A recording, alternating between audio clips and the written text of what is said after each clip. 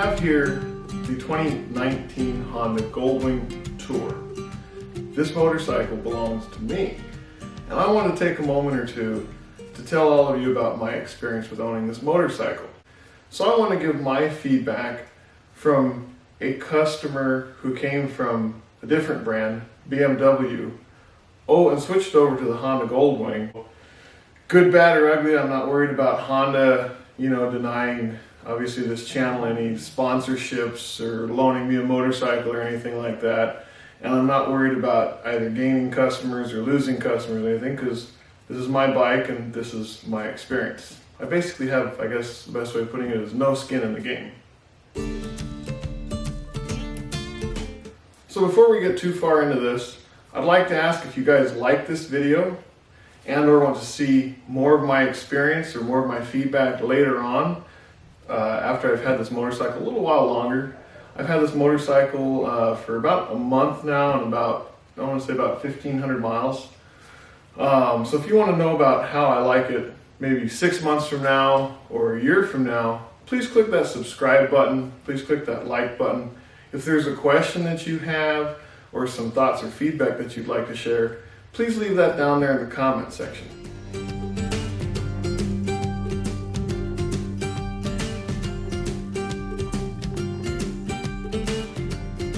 A few things that I wanted to address in this video are bikes that I've had, the bike that I came from prior to buying this Honda GoldWing, why I left that brand, my buying experience with Honda, a few things that I really like about this bike, a few things that I dislike, and answer the question of whether or not I would buy it again. I don't want to get into too many tech specs with this video because they're available on Honda's website and other platforms.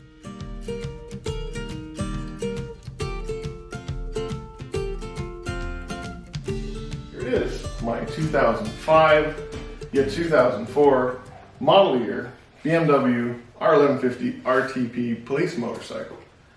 I purchased this when I was commuting back and forth to work about 160 miles a day. And my line of thinking on this was, who spends nearly a whole shift on their motorcycle? Well, police officers. So these bikes that they pick hopefully are pretty comfortable, and it is, except for one common complaint. They're very expensive to maintain when they break. And one of the things that I found when looking for a new motorcycle, BMWs are actually quite affordable.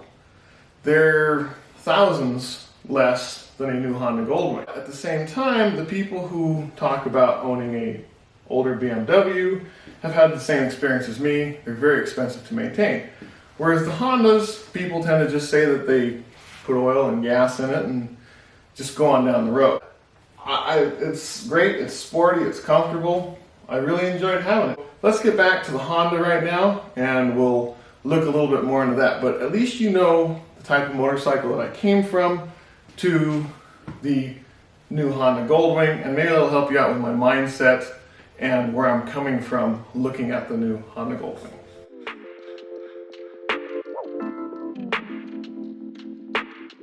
My buying experience on getting this GoldWing, I'd have to say it wasn't terrible, but it wasn't the greatest. It was a pretty easy buying experience once I found a dealer, picked a dealer, got the financing, all that sort of stuff, and went down and signed the paperwork.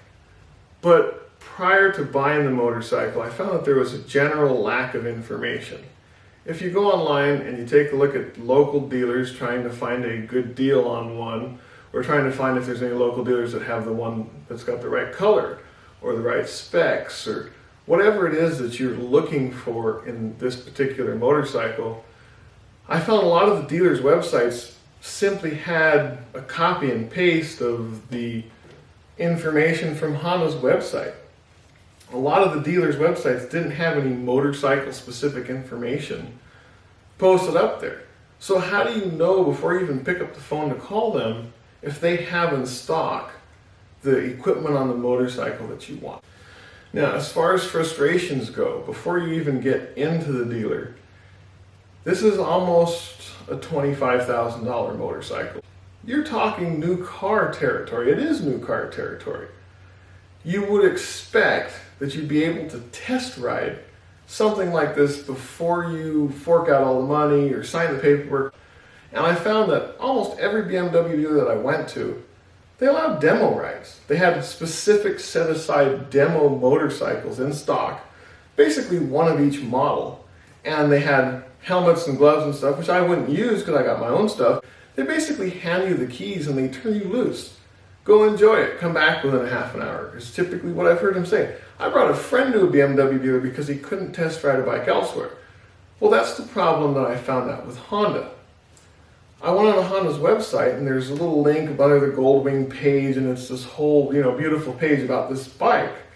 And it says, find a demo ride dealer near you. So I clicked on there, typed in my zip code and stuff, and gave me 3 dealers to be able to go to do a demo ride. I called all 3 of them, and only one of them told me that if I am willing, if I'm like, a serious buyer, if I'm willing to come down there and fill out a credit app, I can test ride the motorcycle. I notified Honda of this concern, and they completely and totally ignored me. So I don't know if I don't think that's a good thing when you have a manufacturer that's like, hey, look, I can't test ride a motorcycle. And they just simply flat out ignore you. I don't think that's a good way to start a relationship with a company. Bottom line, I think that the buying experience was somewhat mediocre.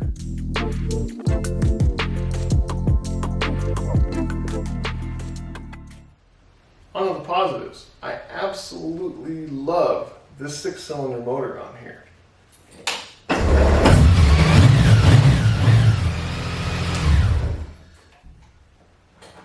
It does that. It puts a smile on my face every single time that I get on and start up the bike. There's so much power, there's so much torque, it's so smooth, and, well, I don't want to say it's extremely quiet, as you heard it from there. It has a pretty nice exhaust note to it, considering that this is a GoldWing. Now, another thing that's pretty darn fantastic on this motorcycle is this infotainment system here. Let's turn it on. Let's go here to home. You have navigation, and you actually on this bike have Apple CarPlay. Now, Apple CarPlay you can do navigation through, or it actually has built-in navigation as well. I've heard a lot of people say that it doesn't work all that well. Me personally, I don't really use navigation in all that much detail anyways. It's worked just fine for me, but I think a lot of people's complaint is it doesn't do like multiple POIs maybe or something. I don't know. I haven't found any issues with it, with the type of riding that I've used it on. Now I may come into issues later, which is why you need to subscribe so you can hear if I have any issues with this later on down the line. In addition to it working well with the motorcycle, the speakers, and the buttons and everything, in this system you also have vehicle settings. You can set things like your suspension preload, single rider with luggage, double rider, and double rider with luggage. There's other things in here like your units, day-night for the GPS, I believe. Just some settings that actually control things on the motorcycle are in here as well. Overall, I like this. I like the information on the gauge cluster, but then again, that might just be me because I came from a motorcycle with nothing but your speedometer, odometer, fuel, and clock up here. This has actually been quite pleasant.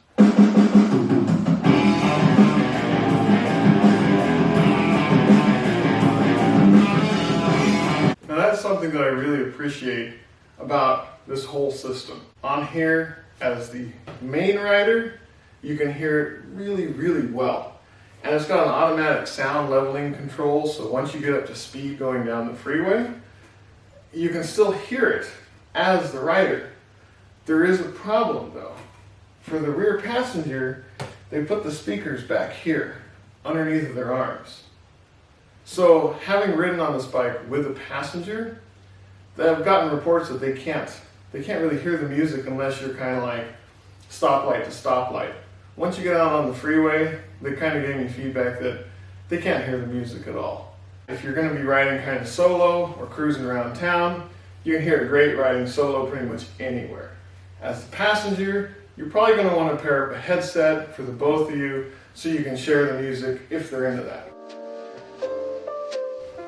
Another thing that I really like about this motorcycle is the overall comfort of the bike. There's so many things on here, I could go on and on all day, but the suspension, the comfort, the handling, having a motorcycle with navigation, and then this engine, those are the things that like really stand out to me as a big difference coming from the motorcycle that I came from.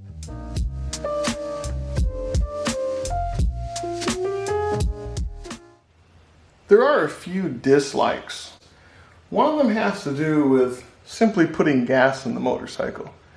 I'm going to show you what I mean, and then I'm going to cut to a clip of some troubles that I've had with this putting gas in the motorcycle situation. On this motorcycle, Honda has gone crazy with electronic stuff. You have this fancy key fob, right? So Honda has made this bike one of those remote walk up to it and start touching things and turn it on, keyless entry sort of things to unlock and open things. And they've included that in the fuel filling system. So this is how you would add fuel to this motorcycle. There's this cover here, this little storage cover here, right? And it's kind of poorly fitting around the edge. Well, I tend to have a tough time with getting it open at a gas station. And you need to get this cover open before you can get this cover open and start adding gas. Push this button and that cover opens, and then there's a little button in here that then opens up your fuel filler flap. So if you can't get step 1 done, you're not going to be able to get step 2, and you're going to have a tough time putting gas in here. Let me cut to that footage at the gas station.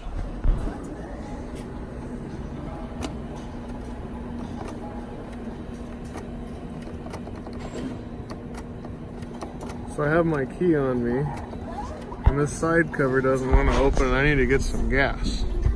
So you have to, it's a two-handed effort. I'm going to push with my right hand, I'm holding the camera with. And you got to pull on the cover in that lifted corner. It doesn't seem to want to open very well. And this here's the button to open up the fuel door. Okay, so what I can tell you here is this is plastic. And this is a relatively deep well that this gas cap is in. And now notice it's a gas cap, it's not a filler flap of any sort. So you have to do something with this, and it's wet on the top there. So you gotta put this, you don't want to set this face down on your seat. So you set it somewhere. One of the things that I've noticed when filling this up, right? So you put this in, and see a little bit of space? It actually sits down on your plastic and rests on this filler door. It's kind of disheartening because such a nice paint job on here. I don't want to scuff up the plastic. So when you fill it up, you have to actually hold it as you fill it up to keep it off of there. I'm a little bit disappointed in this because I had a 1975 Honda GoldWing. So I know they've been making these for a really long time. It's a completely different bike than this for the most part. You'd figure that over that amount of time, and with that much knowledge on making motorcycles in general, that Honda would do a slightly better job than this and that at being able to let you put gas in your $25,000 motorcycle. Now, while we are here talking about the fuel filling process and locks and stuff like that, one of the things that I've kind of found that is also a little bit concerning to me is this center compartment here. Now, as I told you, this is your key, right? So if you have it near the bike, these panels open. So now I'm going to put the key away, and that panel will not open. All right, now the key is put away, and I push that button, and it doesn't open. The panel is not responding, okay? This compartment right here in the middle is the compartment where you would put your smartphone in for Apple CarPlay, and I'm assuming maybe things like registration, because that compartment's a little bit weird and shallow. Maybe you put things like registration in here. you push this button and you can still get inside of here. They even give you this little pouch here to be able to put your phone in while it's plugged into the bike so it doesn't get damaged with vibration and stuff like that. So you have this cool huge center compartment here that you could potentially forget and leave a $1,000 phone in here and have somebody come by and just steal your stuff. I don't think that's very cool. So here we are at the trunk of the bike. Now this and the two side cases on here unlock electronically. Now number one, there's no like beep or anything to let you know whether or not you've actually walked away from the bike with the key or not. So let's say you decide that you want to put your key in that little, unlocked iPhone compartment and you forget about it and you walk away from the motorcycle, your bike's ready to hop on and leave with. There's nothing to notify you that your bike has been successfully locked or nothing to notify you that your bike is unlocked. So you have something like this that there's no physical key that you put in and out of here, which leaves you with that potential to walk away. I found that if you have something inside of the case that's a little bit fluffy, maybe like a jacket or whatever, that preloads this door or the two doors on the side, the cases won't open. So you have to push down on the case and then unlock it and then the case opens, right? The other thing that I found with these three cases is how you have to close them. On here, you have to kind of give it a little bit of an extra push.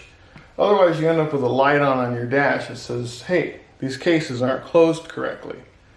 Which can kind of be a little bit frustrating because that dash is not energized. You're on there maybe with two people and you have to get off of the bike, come back here and fiddle fart with your cases. It would have been a lot nicer if they would have just put a keyed lock or a lever or something on here to make these cases a little bit easier to use consistently. I can see doing electronics to save money, but this is like the Rolls-Royce of motorcycles. Somebody's not buying this to save money. Since we're back here, the last thing that I wanted to discuss on this is my BMW. These side cases are removable. So if you do go touring, you can go ahead and take the side case off of the bike, bring it in the house, pack all of your luggage, lock it onto the motorcycle. Then when you get to your destination, you unlock the luggage and bring it into your room. It's kind of nice to be able to just take the whole case off with you. On here they have case liners, these like bag things that go in there, which I bought. So it would be kind of cool if they had a system on here to take the cases off. I really appreciated that with my BMW. So there's a little bit of a weird quirk with this motorcycle. If you check this out, these are the side mirrors. They fold in, right? Now you would figure that they would have been, a long-time motorcycle manufacturer, that people might fold these in to store the motorcycle in their garage in a tight space. Well,